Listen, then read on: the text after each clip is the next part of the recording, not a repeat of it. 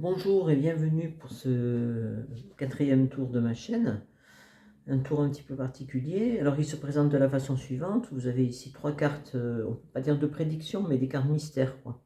Voilà. Et ici un jeu de cartes mélangées et constitué de toutes les cartes différentes. Voilà. Donc le spectateur est appelé à comprendre que le magicien va faire défiler les cartes comme ça, ainsi de suite, jusqu'à ce que le spectateur dise stop.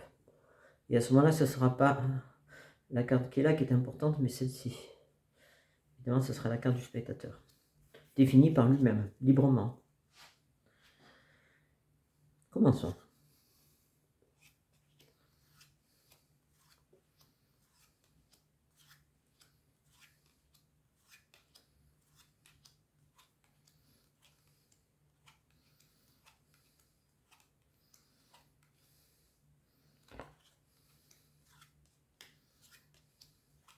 Stop.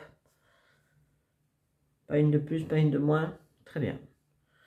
Alors, il est évident que le spectateur, peut-être un autre spectateur aurait coupé ici, un autre aurait coupé encore plus loin, peut-être un autre aurait coupé un peu plus près, on ne sait pas. J'ai même une fois une spectatrice qui m'a amené jusqu'au bout du jeu comme ça. Donc n'importe laquelle de ces cartes finalement aurait pu être choisie par le spectateur pour définir un stop. Nous allons maintenant regarder de quelle carte il s'agit. Voici. Ah, un As, très bien. Bon choix. Pour du hasard, c'est pas mal. Il se trouve qu'ici, j'ai trois cartes qui ont une particularité, c'est qu'elles sont très aimées des magiciens.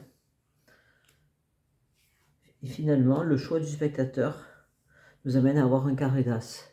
C'est incroyable parce que qui pouvait savoir que le spectateur allait s'arrêter là?